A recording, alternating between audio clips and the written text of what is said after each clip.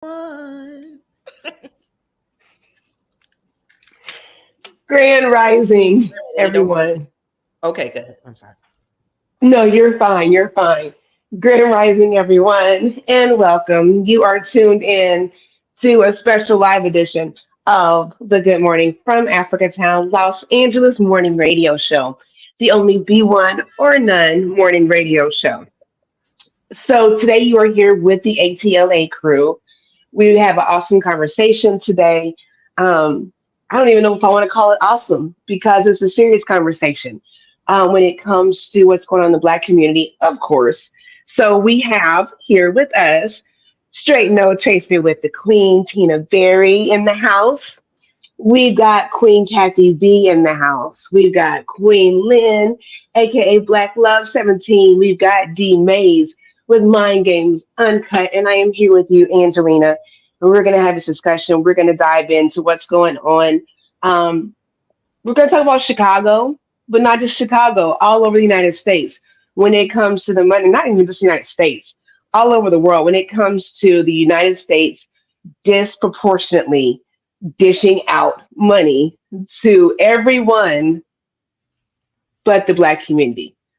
So let's talk about it. Okay. Let's talk about it.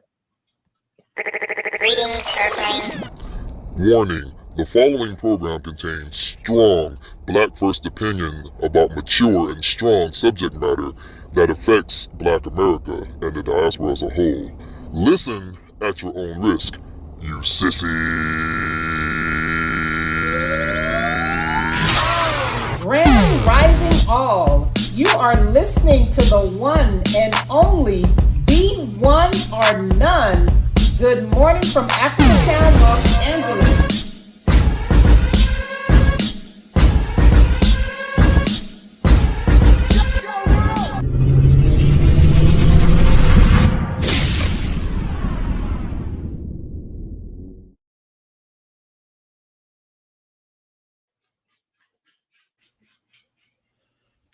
All right. Go ahead, Queen. What Take it do? it. What it do? No, go ahead, Queen. Go ahead. No, I was going to say the same thing. We're back and we're going to dive into the conversation, right? So, again, we're talking about the money that's being dished out, not only money, resources.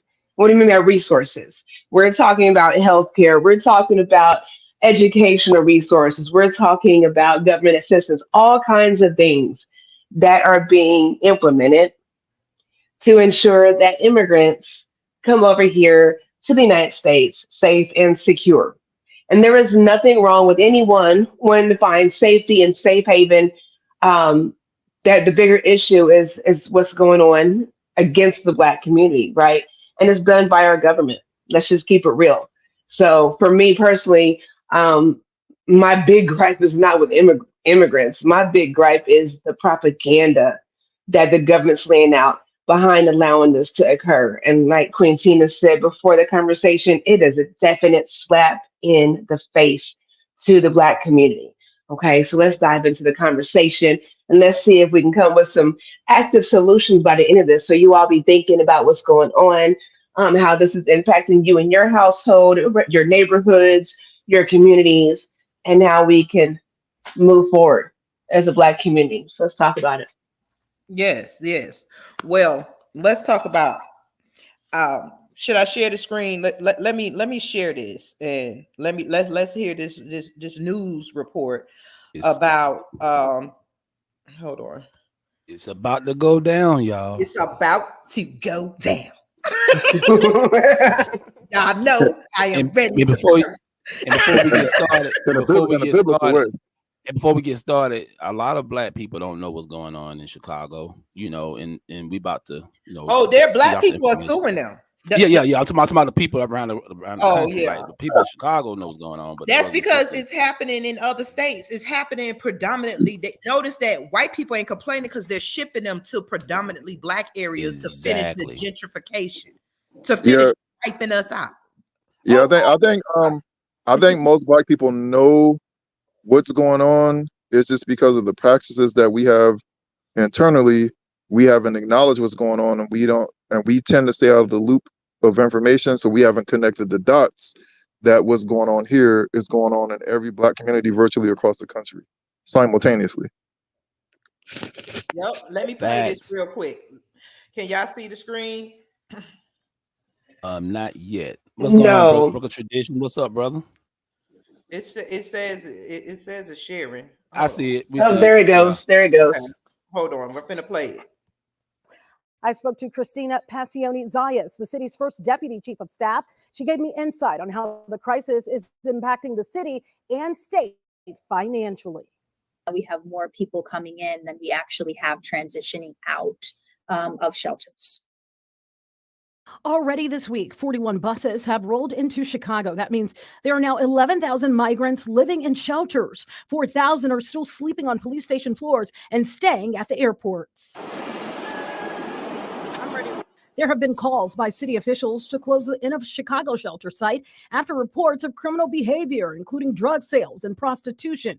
Passioni Zayas says it's not shutting down. We are in a lease. That's the other thing. This chart shows the number of migrant children now enrolled within the Chicago public schools. 30% of migrants here in Chicago are children. The migrant crisis is straining resources. The state is footing the bill for what they call temporary housing.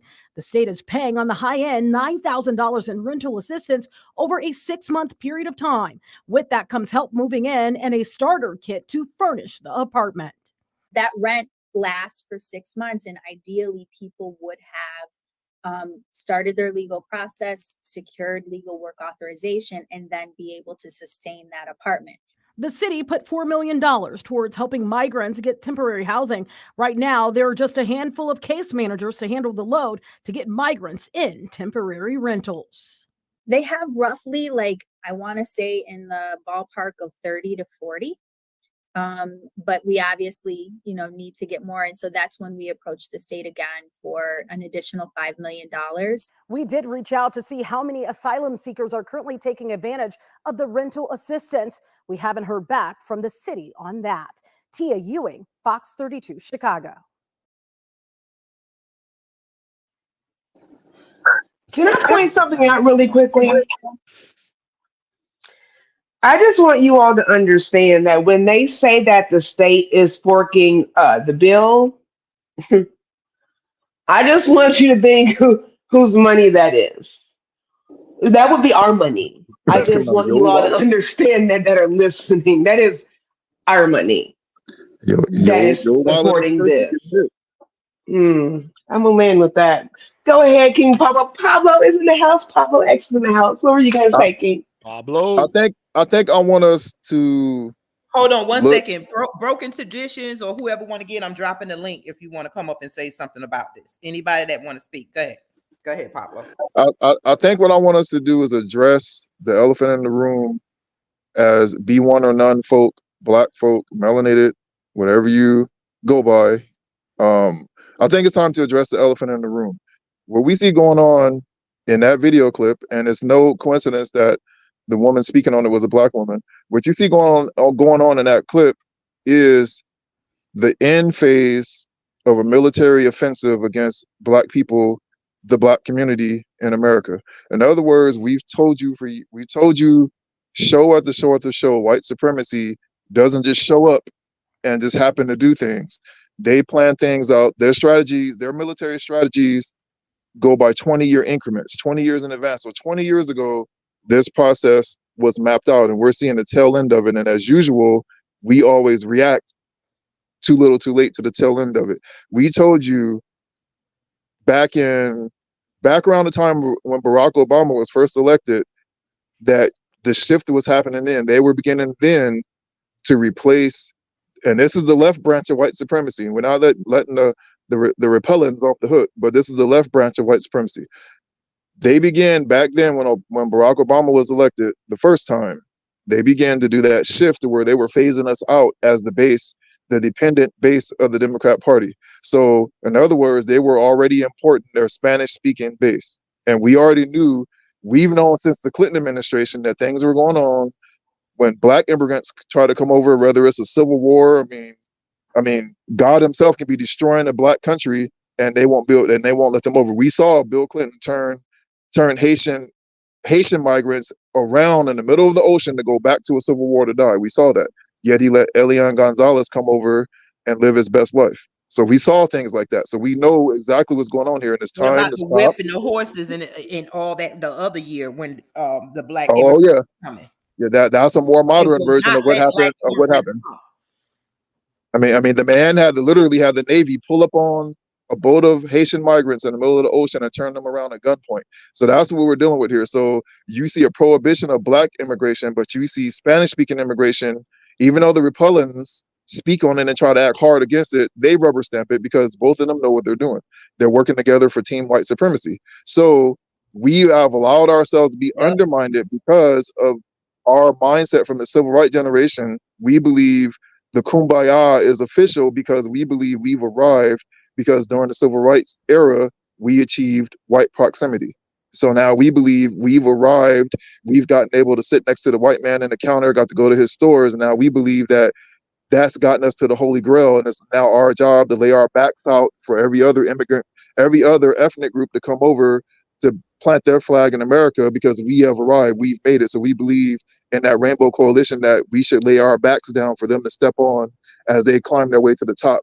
And what that's gotten us is pushed all the way down to being fourth-class citizens at this point. And what you're seeing right now is putting the nail in the coffin. That's why they're dumping these migrants into black communities across the country. What you see going on in Chicago right now has been going on for decades here in Los Angeles. It just wasn't made official with the buses. Facts, Okay, I Pablo. think let me broken tradition say he wanted to say something, so we got to get some time. He can come up on the stage. Broken traditions. You said you What's had up, something to Broken say. Traditions? Oh, what's going on? You guys can hear me? I'm on my Yeah. phone. I'm sorry. Yeah, Yeah, usually, you sound good. Yes, how you We doing? can hear you, Bubba. We can hear you, Bubba. Okay, yeah. I wanted to go back because with my bad, Pablo. I'm sorry, I can't see you on here because the screen's so Yeah, small. that's Yes, Pablo. yes, Yeah, sir. Pablo was saying something about how how the Democrats had this in play. If you guys don't remember when Joe Biden was asked what you gonna do about reparations, and he said this is a country of immigrants. He didn't answer the question. So this is already, like he said, it's already been in play. He told you straight up and down that this is going to be, a country of immigrants and how immigrants going to come in this country and get used to it. That was his exact words. Sure And did. yeah, and people and people still voted for I this man. played that. I played that a lot when it first came out. Yeah, but you know what though? That happened 3 years ago. People forgot about that. Yep. And it's coming to play. And this man really literally just told us, get used to it. This is a country of immigrants. This is what we're going to do. This is what we're about. And what we do, we just voted for this man at a 90% clip. So at the end of the day, I mean, Chicago, like you said, Los Angeles, New York, these are all blue ran cities. We voted for this, unfortunately. And you're right. And when you say the blue red cities, and I wanted to go piggyback off of that, what you and Pablo are saying, when they do the voting, they divide it up by the districts. So they make sure most of the black districts don't really have power, but they need those votes. That's why they always relining and gerrymandering. And so what you do is get those black districts, because black people are saying no reparations without tangible. So they're preparing themselves. So let's take the black people out that district and fill it in with the people who we want to vote. So Yep. you got all those people in there. So it's a tactic, because after a while, remember what that lady said when they're going to get their visas and stuff, because you know how much money it is to cost to get a visa. I think it's like $9,000 or $10,000, and it so happened you giving them the correct amount. And so you giving them a chance before 2024, and because they rule everything to get citizenship and who can vote then. Yep. They're replacing the black vote with the immigrant vote. Let me hit y'all with something that I hope y'all know about. Do y'all consider the indigenous class to be our friends, our allies? Hell no. I mean, because if we Hell had no. allies, we would have been. You see all Not the that $5 getting benefits, and they don't care as long as they getting it, and we're not. And it's no black. Here's Listen, the it's power no play. black and brown coalition either. That's Yeah, over. yeah, there ain't no black and brown coalition. We got no friends, and it is what it is. Because here's a power play, and that's why I keep using militaristic terms to describe this, because this is literal urban warfare against the black community that doesn't even want to be called a black community anymore.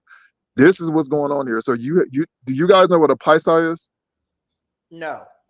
Okay, a Explain. paisa in Mexican slang terms, a paisa is what you call an indigenous person, basically a person who hasn't been Americanized, who ain't living the city life. They come from like villages and whatnot and stuff like that. So we notice a trend, and we've seen this here. This has been going on in Los Angeles for a couple of years now. You're going to see this spread across the country real soon. Like we warned about the Spanish speaking enclave that was even going on in Atlanta, and everybody thought we were making it up, but now we see it in plain view because that's the next target for the migrant situation. So what's going on is the Americanized Spanish speaking. I'll just use Mexicans as an example. Not saying they're the only ones doing it or they're the fathers of it, but what's going on is you have the Americanized Mexican versus the Paisa or the indigenous ones who still believe in Indian culture and all that. So what they did is when the resources come, the blue folk, the massa, he would generally give resources between us and the Latinos 50-50. So what the Latinos did was, you know what, let's take the Americanized wannabe white Mexican population and the Paisa population or the indigenous population, and let's split them so that way we get more resources coming to these two different groups. We still operate as one, but we go before them as two different groups. And that's one of the power plays that they're doing to get their agendas pushed through. And we don't realize that because we're so busy caught on that lie that anybody with a tan is our friend, and that's not the case. And that's how, so now you're going to see, like when we told you before that you were going to see things like them using any reason they can to cut black people off of housing assistance, the EBT card, anything they could come up with to cut you off. They've been doing it for the past decade now. And now you see why they're doing it, because they're dropping it off right in your doorstep now. And now, Boy, that's some so knowledge. Pablo's dropping truth, right? So we want to take a break really quick. I'm so sorry, King. I'm so sorry. Oh, every time we get to talking, we had to take a quick break, but we're gonna do that. We hope you all are enjoying this broadcast. We want to thank Broken Traditions for being on and having this discussion with us, right? And of course, thank our whole panel. Gonna take a quick break. Stay with us, and we'll be right back.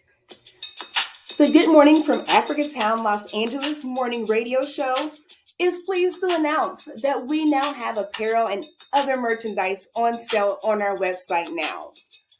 That's right. If you enjoy the positive, conscious messages that the ATLA crew brings to you via radio or our other platforms via social media, we want to encourage you to show your support by donning our apparel. You can shop right now, today, at www.gmfatla.com. Get your merch today, and thank you for your support.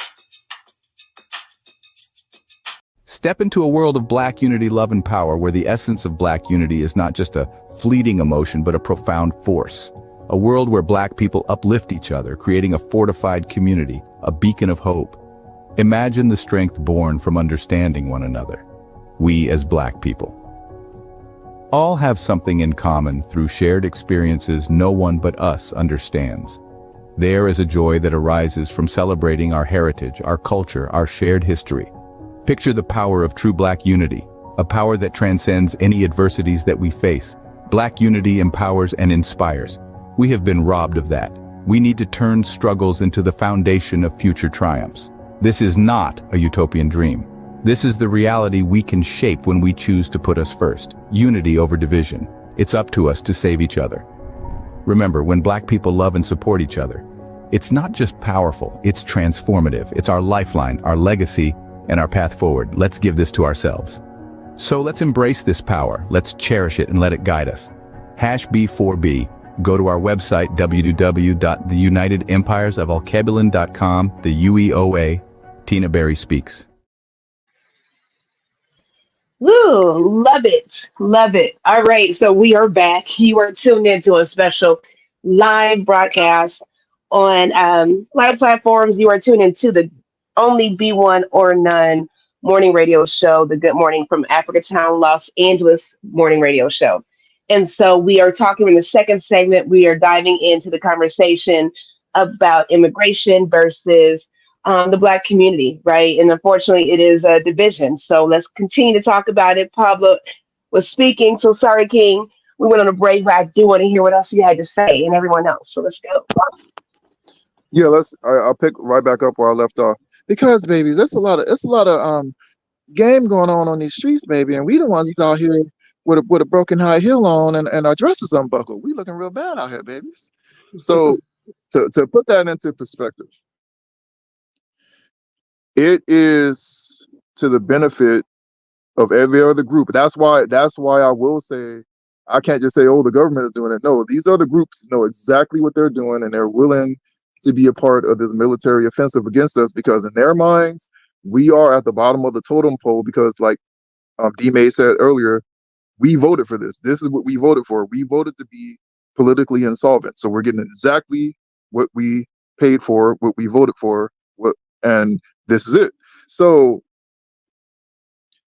these immigrant groups coming over, they see us as our time is up. We're on a fast track to extinction via our practices. They look at what what we are used for to put forth in entertainment, and they view us as an endangered species that has chosen to put itself on the path to extinction. So why not come in, ravage them, take their resources, and plant our flag? It just is what it is. And if in a military sense, you can't be mad at them because we're doing this to ourselves, and we let the world know that the price to be a white Democrat, a card-carrying Democrat Party member, is worth the price of admission. So that leads us to what do we do about it? What can we do about it? It is to the benefit also of these same groups and this government that's working against us to keep Black Americans and the diaspora at war with each other because they know that we're the only group in this country that does not have a homeland to go to, doesn't have a home country. This thing below right now, all these other groups have a country to go back to. We don't. So they know that these people have a different mindset. They're used to rallying and working together as a people, as a community, whereas we're not. So a prime example of this, we just had the Taste of Soul, what we call it the Taste of Sold Out.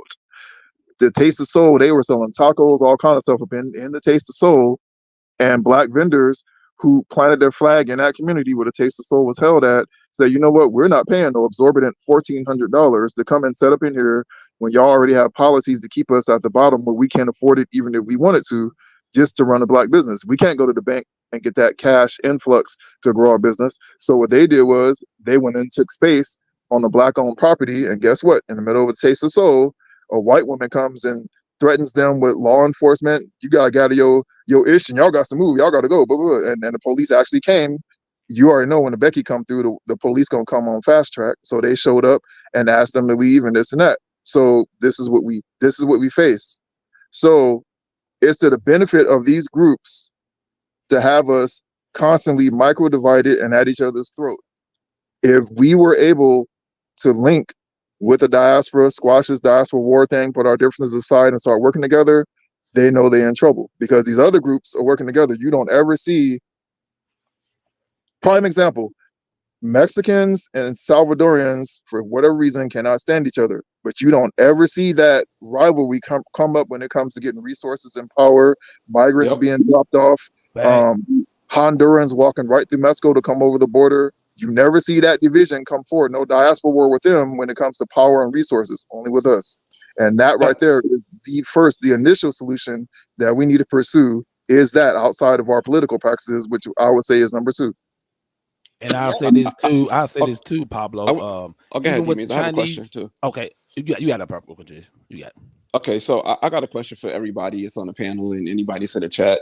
So like you guys know what's going on in Chicago with the immigrants being dropped off, like in the South Side of Chicago. Also, I don't know if you guys know, the immigrants are also being dropped off in Asian communities.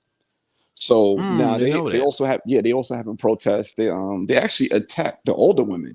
They actually physically attacked the older women. Let me say this: how do we have Asian communities? Because they're immigrants too. But go ahead. I mean, well, I'll say this: where the Asian people live in Chicago, right? So they went to protest. They actually fought the older woman and her assistant. The assistant had to go to the hospital. So that didn't really make the news, right? But I'm saying this to y'all since we talk about like military tactics. Just for this case right here, should we join up with other groups to try to get the immigrants out? Because now the Asians upset about it. Of course, the you guys may or may not know, the Hispanics who are already citizens here, they're really upset about it more than anything. They're also upset about it.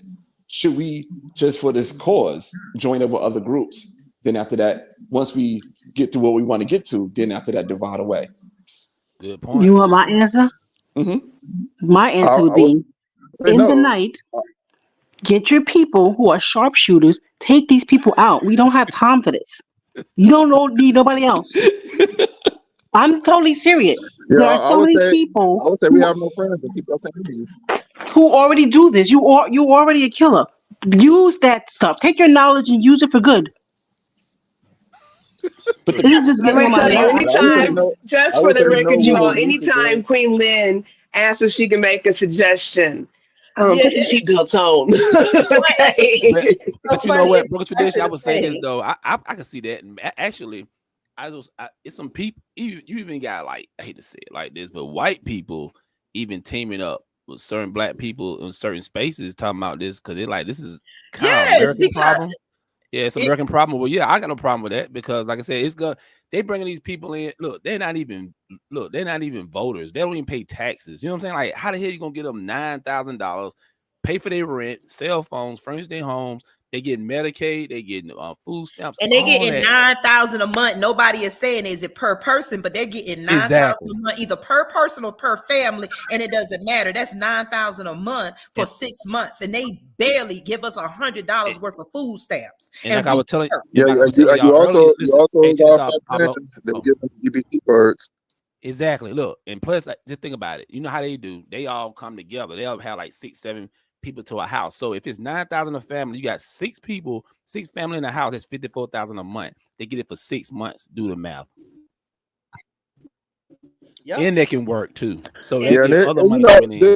And it is not, they not checking their ID. They not checking to see if the daddy working, the mom working. You see how they do us. They like, I have family members who apply for stamps and they wouldn't even give it to them because you got to give this and that. And then when they did get stamps, it was $40 a month. This is a spit in our face. And not only that, police are not allowed to even confront the immigrants because of the asylum laws. You know, the police not allowed to say anything to them. That's why we are building. This is why I keep telling black people to understand what we're trying to do. Because that will we tap into those protections because they're not going to give it to us. We got to work together. I don't know all the answers how to get there, but we got to work together and build and get the same stuff. We won't. We keep marching and crying and screaming and complaining, and we won't do no political moves. It's something else y'all don't know about. You're in the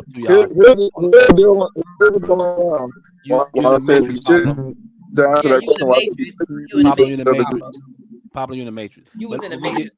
Let me say this while Pablo gets straightened out. So I pulled this up. Check this out.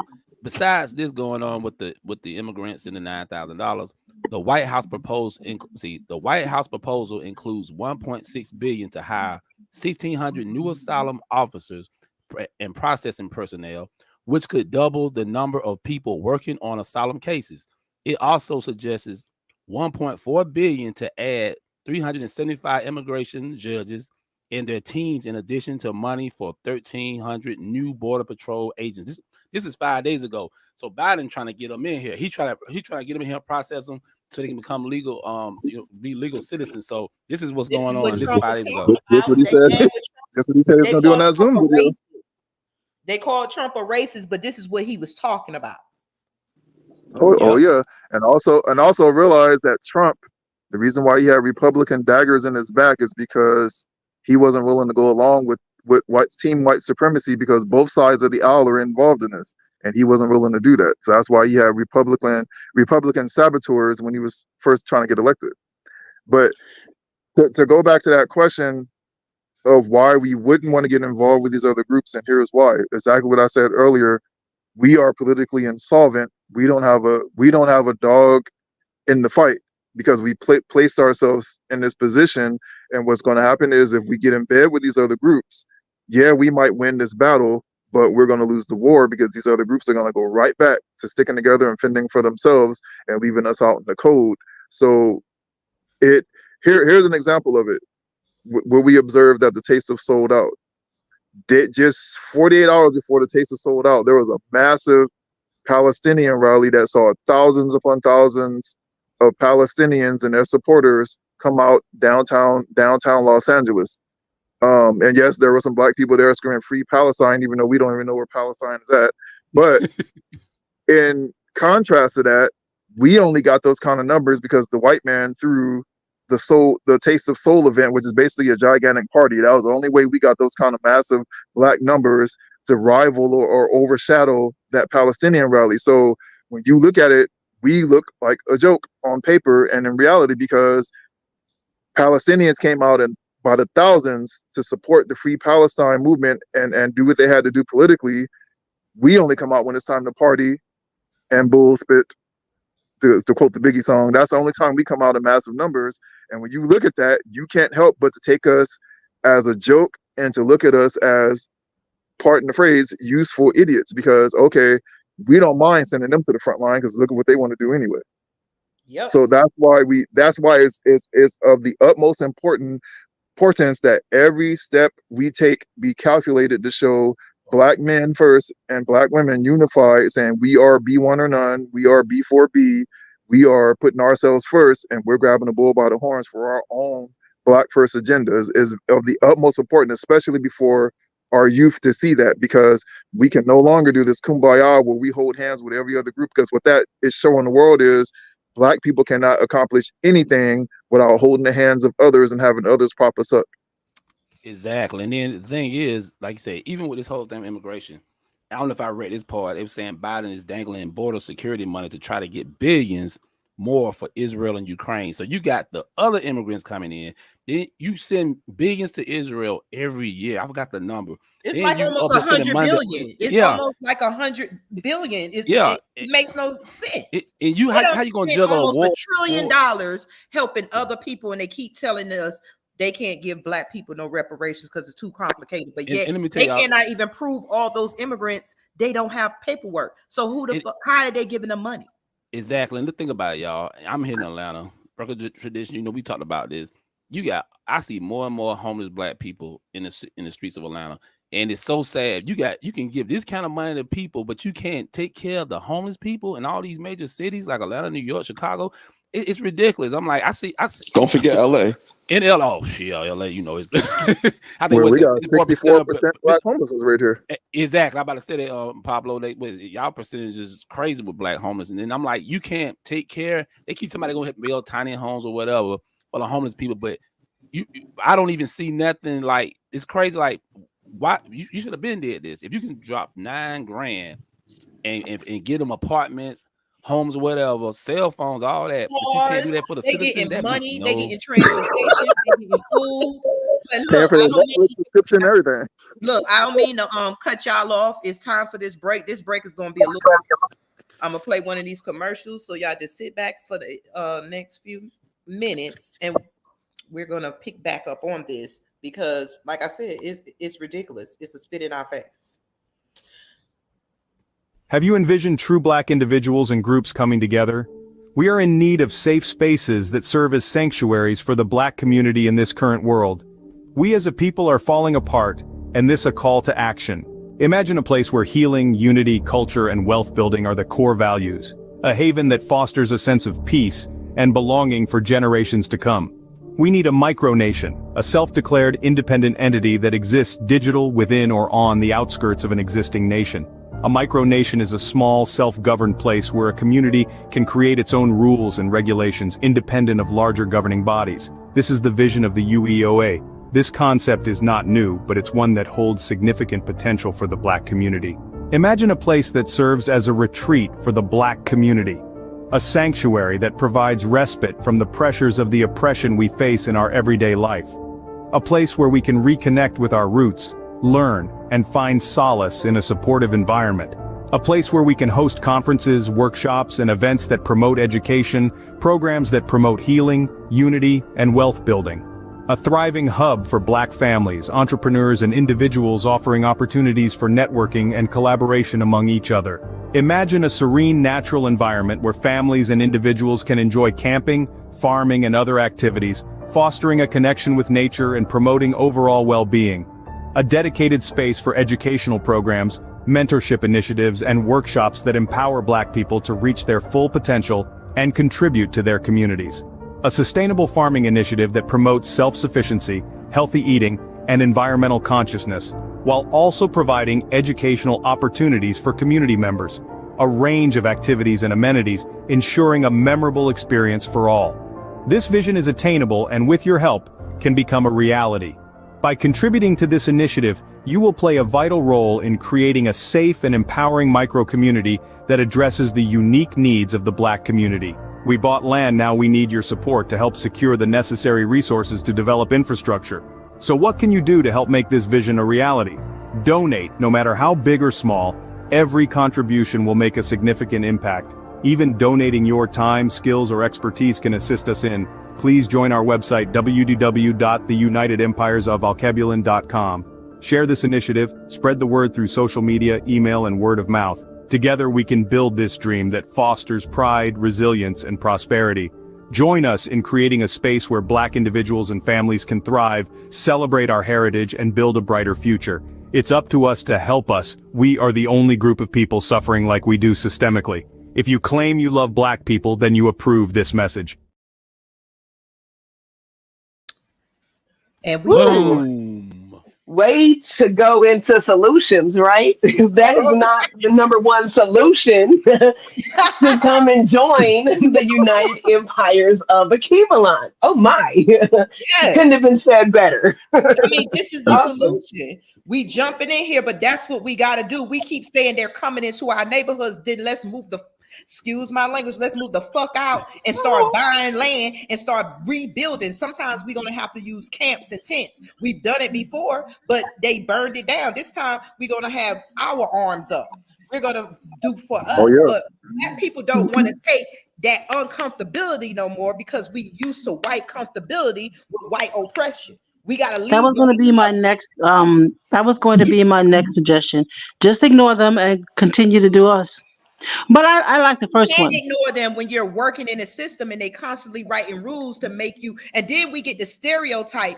I mean, just like on my videos, I get white people all the time. Stop wanting handouts. Stop wanting handouts when they giving every fucking body handouts off of the backs of our grandparents and us.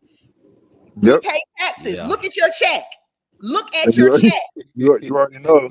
You already know when Rich the people immigrants don't pay taxes. Black people do. We're the essential workers. Facts.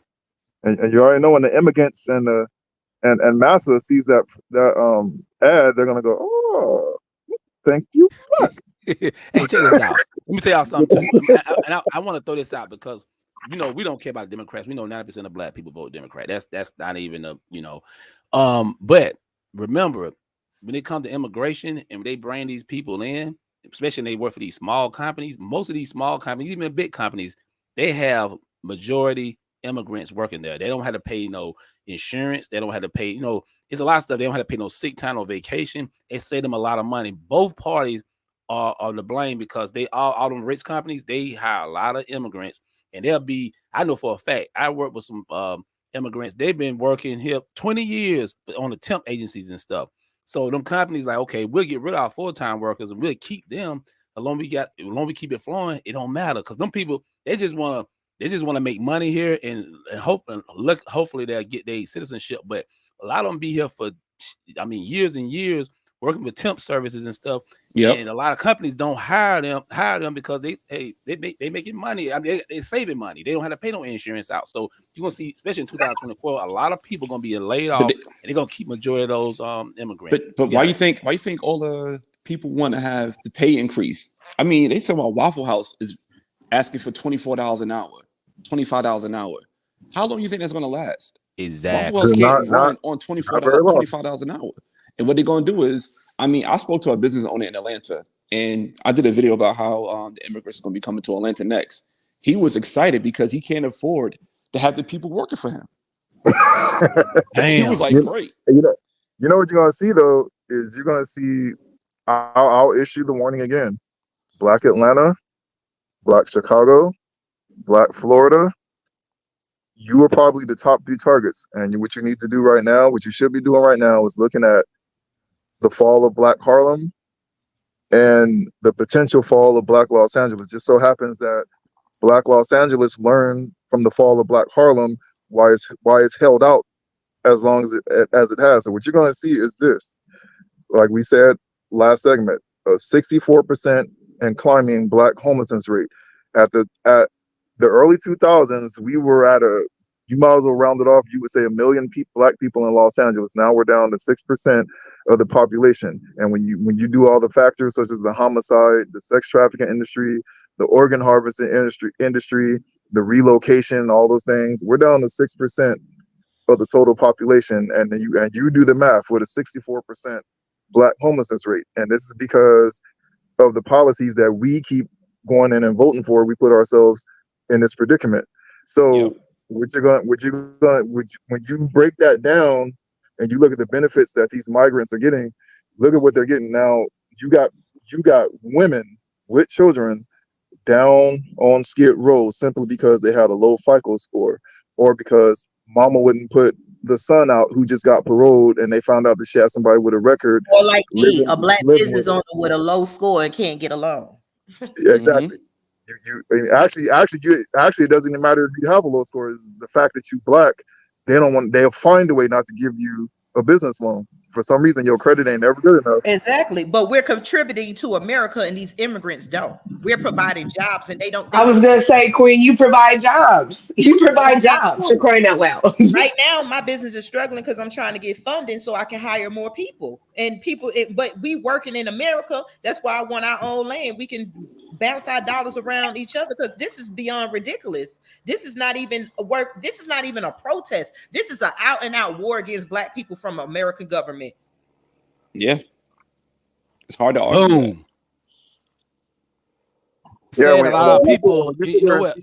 Hey, Pablo, check this out. A sad part about it is you got people like Roland Martin and all them. They're not even focusing on it. They just trying to because they live white. Democrat. That's it. It's not even about Democrat, y'all. Most of these people, we got to walk away from Black successful people. Yeah, unless they're going to donate because they are comfortable. They don't feel what we're feeling. They're not on the streets. What we got to do is get them homeless people some hope. The homeless people, they're not doing anything. I'm not saying they're not doing anything, but they need to come together with us. The people who are suffering, we keep trying to get the popular people, the people with the money. They don't care. They ain't going to have a passion because they ribs ain't touching. And not only that, they're not on the same playing field as us. Like, people's upset that Tyler Perry couldn't buy BET. That's not our problem. Thank you. That's not why do I care about Tyler Perry? Why do I care about sit on their new couches with our money and cable and watch our shows? Come on. But if we're not entertaining, we're not relevant to them. That's what it is. I think if you could hit home what you said with me underscored it like a nuclear bomb. Pablo, you in the matrix. You in the matrix. Yeah, you're right, bro. Traditions, all facts. You know what I'm saying? And that's all they want to do to entertain them, keep making comedy movies. You know, just that's what it is. That's and like what we are here for, their entertainment, and they don't. Yeah. That's all they see. They don't stop us from trying to join the NBA. They don't stop us. Like I'm looking at Ironworks 92,000. Let me tell you, he said stop playing in the NFL and stuff. Well, the thing is, it's not about stop playing. It's if you're going to play in the NFL, that's like get that money, them first millions, and then go do something with it. Help us build. None of these rich Black people are investing in communities. They're given to white corporations or white nonprofits that only help the certain amount of people. Nah, it's bigger than that. Once you get into college and they realize that you're going to be pro, they start grooming you at an early age. Yes. They start grooming you. I mean, my son played AAU basketball, and I seen how they start grooming these kids to get back to white society, to get back to all that stuff. And not to mention when the kids get in college, they started to hook those kids up. Like the alumni of the college, they start hooking those kids up with their daughters because they know that's why a lot of them come out and have a white wife. They do it all the time. It's all repeat. And if we don't have our own places and our own schools, we have land, and we are building a small community, and that's why you see the videos, and that's why we want to spread the word. Donate so that we can build. We are doing major fundraisers because we are trying to build. We are building micro communities. It's going to be our first example if everybody comes together And then it's a place where we bounce our dollars around. Every black business. If we had 1,000 black people that just paid $100 a month, how much is that a month? Is that not $100,000? Yeah. That's 100,000. Yeah. 100,000. Wow. But And we I can think be buying you brought up a good businesses. point about 100 the a funding. month is nothing. I think you brought up a good point about the And you funding. We keep looking to the rich black class that, like you said, they ribs ain't touch it. They don't care nothing about what we're talking because they've got their ticket in the white proximity and they're living that civil rights era dream. They believe they made it and they're not going to do anything to jeopardize that. So I think, and it would hit like a bullet to the head if I could find that video. There was a video here in Africatown, Los Angeles, of the Boule. This was back in the 1950s, early 50s. How the Boule they used to have these community association meetings where they literally had conversations about keeping anybody that wasn't rich, black, and Boule out of the black out of their black paradise, their black white the talented 10th. Yeah. And Yep. I think a lot of us really need to hear that language, to hear that mindset, to hear that this is how these people think. They don't care anything about us down here on the ground. So I think what we like to cover solutions in this segment. And I think that's one of the solutions right there. Stop looking to athletes, entertainers. That's why Malcolm said it. No other community has these types of people propped up as leadership because it's just moronic. They're clowns, and they're not. Only thing they're concerned about is if they're close enough for Massa to give them that pat on the head. So, in contrast, what we should be looking at is doing this ourselves. Like we said, we can build our own political PAC. The money that we invest in marijuana, and I know it sounds cliche, but I'll use this example. The money that we spent to make the Popeyes Corporation $1 billion chicken sandwich, we can use that money to lift ourselves up out of our situation. Just that money that we spent on that chicken sandwich Let alone. me say this, Pablo. Don't mean to cut you off. The problem is, and this is why I've been trying to do videos different. Our people, when you keep a people that never comes out them concrete walls and concrete floors, if you keep a person, if you keep them down and you don't give them a vision, the problem is, what does their Bible say? Without a vision, what happens to the people? They perish. Yeah, they perish for lack of knowledge. You don't have a vision, so they cannot see it right now because all they see when they wake up is stress. I was just talking to my brother. He'd be like, it get depressing because it's a struggle, and they don't see you got to keep painting the vision, and we got to show our people there is a way because they don't know. And it was meant to not know. All these black neighborhoods, notice how they strategically always erasing history books. Always erasing anything that reminds the world that black people have been there and did anything. And then they can bring in the immigrants and nobody knows that this is our land. We argue with people all the time that black people were already here. You talking about a migration, black people came from Africa. Well, that was millions of years ago. The earth is billions of years old. Everybody black is from the earth. So they come over here and they erase everything about us. And they let the people that look closer to them or that's down with white supremacy move in comfortably, and they pour out billions of dollars to make sure that they are educated on white supremacy. Because what education are they getting? Like that lady in Chicago said, they're suing. They closed down her kids' school, and now her kids have to walk past that school. They got to spend extra gas and resources to go to the school across town. And yet they opened up this school for the immigrants to live in and go to school, and it's not zoned for that. But I mean, how much are they going to show us that they don't give a damn about black people, and how long are black people going to sit back and not see this? If we have famous people, all these athletes, they need to be out here in the street talking to the homeless, spreading the words, doing this. I mean, doing what we're doing.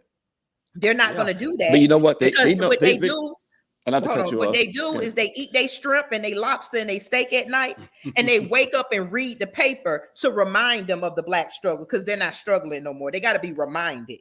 Like, that's what it felt like. I land my plane. Yeah, and also too, once they do step out and do something for self, like Ice Cube is under the NBA is under investigation because they trying to block Ice Cube from getting sponsorships because he have his own black-owned league. Yep. So once you try to step out and do your own, they'll try to block you. Like what? How is the NBA a threat? Now, how is the Big Three a threat to the NBA? They don't play at the same time. They don't use the same players, but they still see him as a threat. And once he came off the Big Three and say, "I'm not being part of this no more," they just start calling him anti-Semitic because he had a song about Jerry Heller back in the early '90s. We talk about something 30 years ago. He had a song about one Jewish person. If we build our own stadiums, that's what I'm saying. With our town, we can hook up with people like Ice Cube because they mad because he gave another door for black people to go through because they want us to go through their doors. They took what Martin Luther King said, "Oh, I got it." And by the time Martin Luther King found out he was integrating his people into burning houses, they got rid of him before he can spread the word. They got rid of Malcolm X so before he could show us how to fight back. And black people will. I mean, we the only one working around with T-shirts of ourselves on. Hey, and let me tell you something too. Is that listen, and I want to say this too. We didn't touch on this. Remember, some of y'all probably know this, but a lot of immigrants, like especially the Hispanics, the Arabs, a lot of them when they apply for these jobs, they put down on the application they're white. So, and white people know they're not white, but they'll accept that anyway because they help push their numbers up. So always keep that in mind. A lot they'll tell you. White is a status. They put white, exactly. No, it's a status. It absolutely is. They've been getting a lot. I work for the state of Alabama, right? I used to process food stamps and Medicaid applications. They would come in here as in the boatloads. They send their kids to get their education. They will send their kids in there, and I would talk to the kids, and the kids would translate to their parents. Nobody knows how America goes over and beyond to make immigrants comfortable. How do we get a second language of Spanish when black people were here first? There is no language that black people speak here in America of African or any other language. So how did Spanish become our second language? And don't fall for that trick that this was Mexico land and that's what's Mexican. Then what happened with the Indians? Oh, then who was the original? Very Indians? true. Name them Indians. See how they keep playing with us, but we need a space where we have time and effort to go through all this trash and build our books of truth, build our own history books. See, on the land, you won't have to worry about rent and shelter. You just put your contributions in and let's work and build and farm together. The thing is, we're going to have to, a lot of black people don't want to step off. Not saying you have to be there permanently. If you're going to be on the land half the time, and then of course, in the white world half the time, because you gotta work to get some money. You know what I'm saying? And so what we need to do is to make sure that we're committed to us and make sure that you rather wear your red bottoms or would you rather have freedom? Right. We also got to stand 10 toes down. Look what's going on with King Randall in South Georgia in Albany. He trying to expand his school. The people who lived in that community told him they denied his right to zone to build another school. Black people came and voted him out for him to build another school.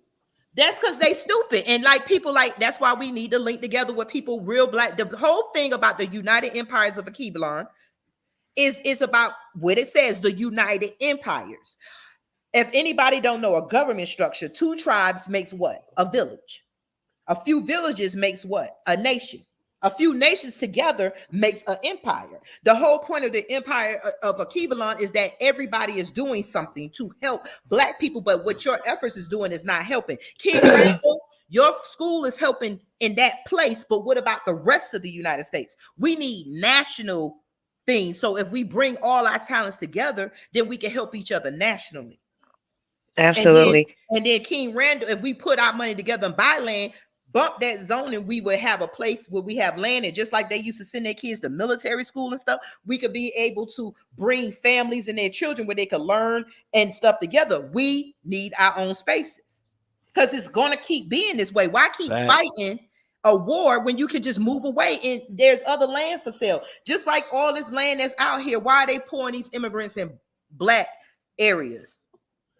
What about all these abandoned towns and stuff? And another they thing purposely too, want us out.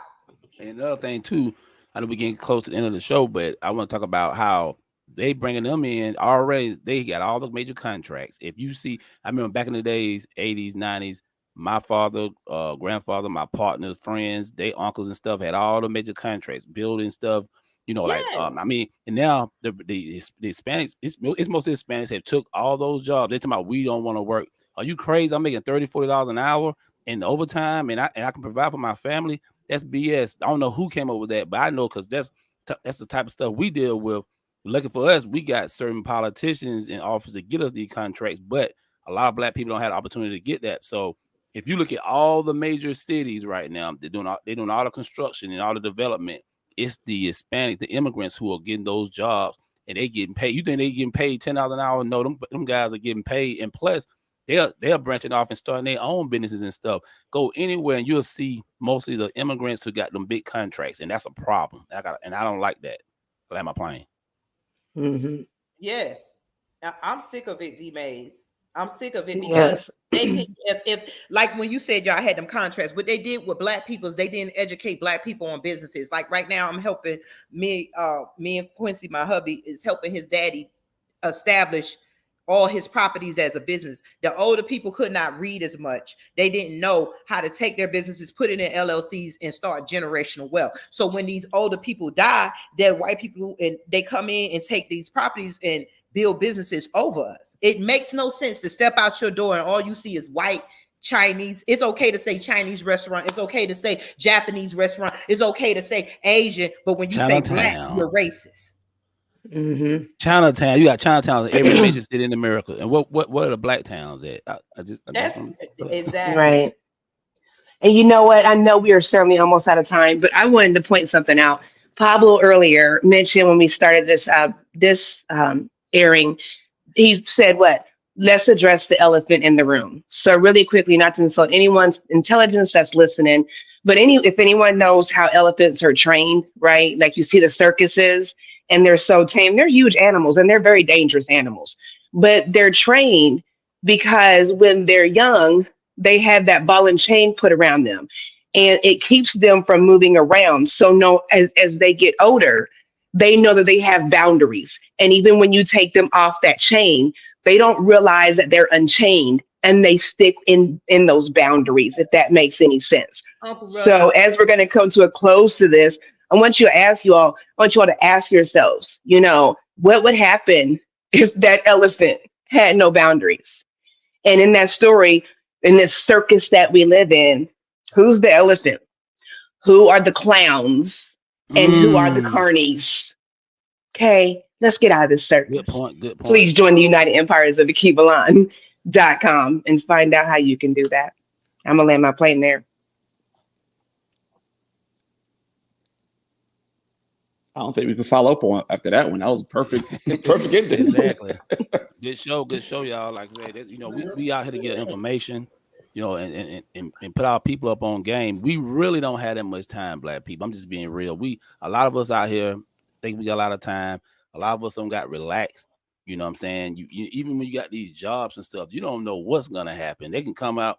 Do you have a backup plan? Do you have an A, B, C, D plan? You know what I'm saying? Because it's gonna come a time that it's gonna get crazy out here, and what you're gonna do? You know what I'm saying? You need to get certain black people that's thinking like you, and like, okay, let's make this thing happen, because we should always be prepared. You know what I'm saying? Always. I see so many of our people they like, some of them just be in a daze. I'm like, and you can tell some of our people had just gave up. I be outside and I see some people, man. I'm out in the community. I'm like, just looking. You can look at some of black people's eyes and like they just that look like, man. And then just looking at the homeless black people, especially here in Atlanta. I was out this morning, man, with people laying in the street, sleep. I mean, I saw one brother digging in the garbage can, man. I'm gonna broke my heart. I'm like, damn, like it's crazy. I understand some people do have a choice, but some people just gave up. But we shouldn't even have to deal with that. And then knowing that other groups are coming in who's not even citizens, getting all these incentives and all, getting money and housing, that makes no sense. I land my plane. It does not. Okay, so you guys, we are really, really out of time now. So we want to thank you all for listening. We want to ask that you please subscribe, like, and share wherever you're listening, and share on multiple platforms. Share in your emails, in your texts with someone that this resonates with. Be a part of the United Empires of Akibalan. You can go and visit us at www.theunitedempiresofakibalan.com.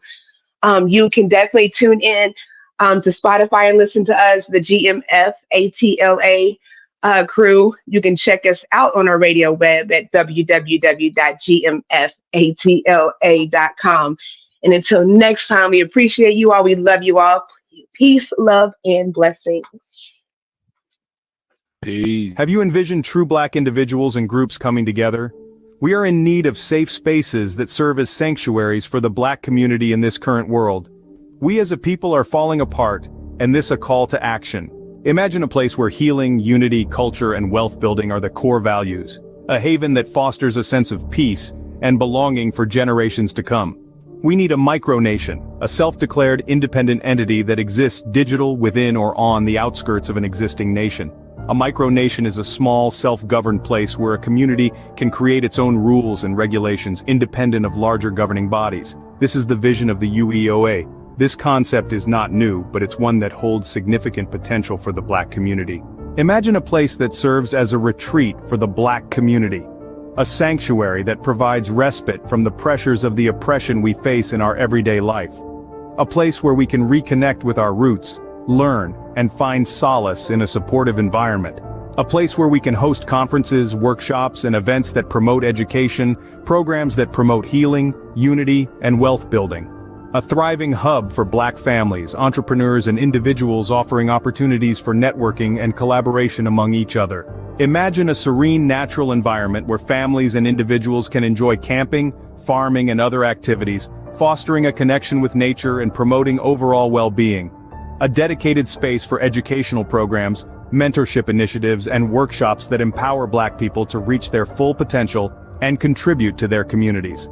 A sustainable farming initiative that promotes self-sufficiency, healthy eating, and environmental consciousness, while also providing educational opportunities for community members. A range of activities and amenities, ensuring a memorable experience for all. This vision is attainable and with your help, can become a reality. By contributing to this initiative, you will play a vital role in creating a safe and empowering micro-community that addresses the unique needs of the Black community. We bought land, now we need your support to help secure the necessary resources to develop infrastructure. So what can you do to help make this vision a reality? Donate, no matter how big or small. Every contribution will make a significant impact. Even donating your time, skills, or expertise can assist us in. Please join our website www.theunitedempiresofalkebulan.com. Share this initiative, spread the word through social media, email, and word of mouth. Together we can build this dream that fosters pride, resilience, and prosperity. Join us in creating a space where Black individuals and families can thrive, celebrate our heritage, and build a brighter future. It's up to us to help us. We are the only group of people suffering like we do systemically. If you claim you love Black people, then you approve this message. We do a clothes drive, so I'm actually working on that now. But yeah, you can start reaching out, getting coats and stuff.